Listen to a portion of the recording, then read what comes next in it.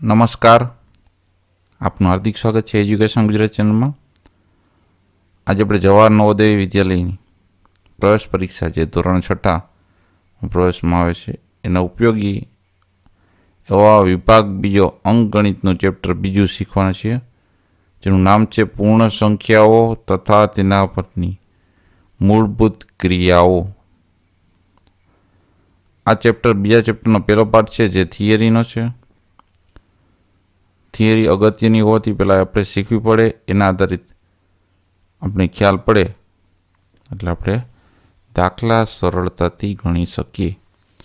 તો સાદુરૂપ આપવા માટે જે સાદુરૂપના દાખલા આ ચેપ્ટરમાં હોય છે, તો એ સાદુરૂપ આપવા માટે યાદ રાખવાનું કૌના ભાગુ સબા. આ એક સિમ્પલ ટ્રીક છે, કૌના ભાગુ સબા, જેમાં કૌ એટલે સૌથી પહેલાં લાગુ પડે છે કૌંસ. સાદુરૂપમાં સૌથી પહેલાં કૌંસ ખુલે, બરાબર. કૌંસના પ્રકાર, પછી એના વચ્ચેનો ના એટલે ગુણાકાર થશે. કૌંસ અને બીજા વચ્ચે ગુણાકાર. ત્યારબાદ ભા એટલે ભાંગાકાર, આ ક્રિયા કરવાની.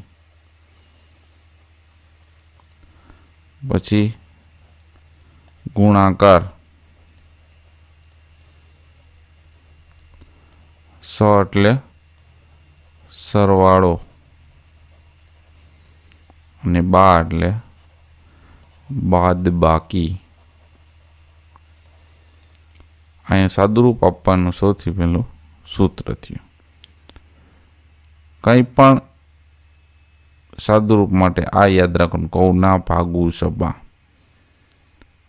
આગળ આપણે જ્યારે શીખશું સાદુરૂપ મેળવવાના દાખલામાં, ત્યારે આ યાદ રાખવું જોશે. આ ક્રમમાં તમારે ક્રિયા કરવાની રહેશે. ત્યારબાદ કૌંસના પ્રકાર. હવે કૌંસ આપણે વાત કરી, કૌંસના પ્રકાર કેટલા છે? તો એના 4 પ્રકાર છે. કૌંસના કુલ 4 પ્રકાર. પેલો કૌંસ જે રેખીય કૌંસ કહેવાય છે, આજના લીટો હોય એ કેવો કહેવાય? રેખીય અથવા તો રેખા કૌંસ. બીજો હોય છે આ રીતના, આ કહેવાય સાદો કૌંસ.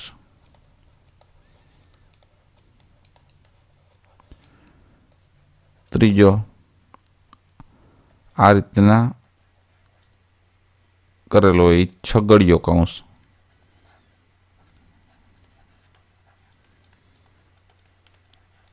અને ચોથો હોય છે આ રીતના મોટો કૌંસ.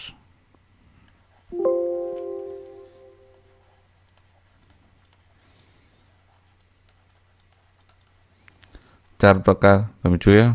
એક રેખા કૌંસ, બીજો સાદો કૌંસ, ત્રીજો છગડીયો કૌંસ અને ચોથો મોટો કૌંસ. હવે કંઈ પણ અંકની જગ્યાએ અંગ્રેજી વર્ણાક્ષર રૂપે આપેલ પદાવલી, દાખલા તરીકે સમજાવું. આ દાખલા તરીકે આપણે 220 છે, બરાબર. એની જગ્યાએ આપણે એમ કીધું હોય 220 ગુણ્યા 2 એટલે 440 થાય. તો એની જગ્યાએ આપણે કંઈ પદાવલી આપી દી કે 220 ને ખાલી જગ્યા એટલે કે બી વડે ગુણતા 440 થાય. તો આ બીની કિંમત કેટલી થાય? તો એ કેટલી થાય? 2. આવી કોઈ અંકની જગ્યાએ, દાખલા તો કોઈ સરવાળો છે, 2, 3, 1 વત્તા 5, 6, 7. હવે આમાં કોઈ પણ અંક આપી દે, 2 પછી અહીંયા એ આપી દે,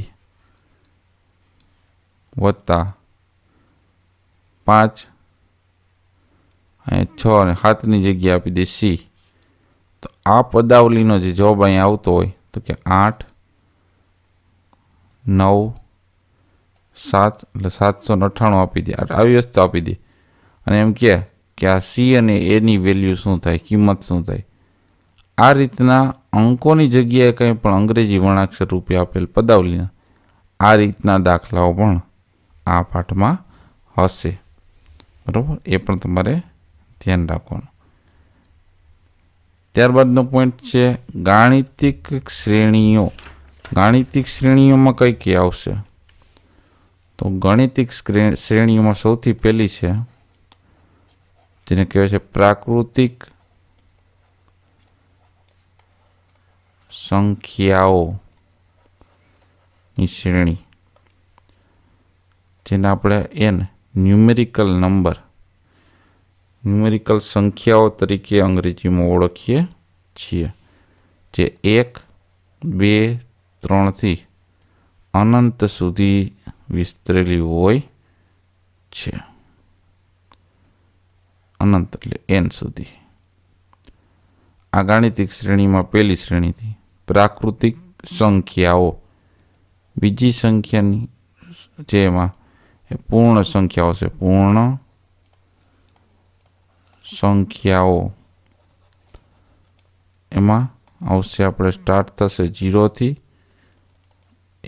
0, 1, 2 થી અનંત સુધી રહેલી હોય છે, એ પૂર્ણ સંખ્યાઓ આવશે. ત્રીજી આવશે સમ સંખ્યા. સમ સંખ્યાઓની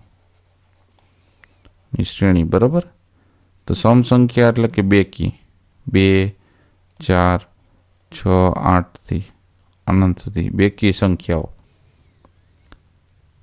ચોથી આવશે વિષમ સંખ્યાઓ.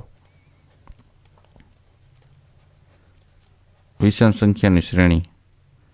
વિષમ એટલે એકી સંખ્યા, 1, 3, 5થી અનંત સુધી.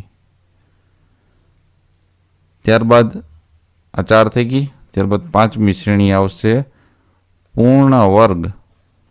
પૂર્ણ વર્ગ પ્રાકૃતિક સંખ્યાઓની શ્રેણી. પૂર્ણ વર્ગ પ્રાકૃતિક સંખ્યા એટલે જેના પૂર્ણ વર્ગ નીકળતા હોય. 1, 4, 4નું વર્ગમૂળ નીકળે છે 2, બરાબર.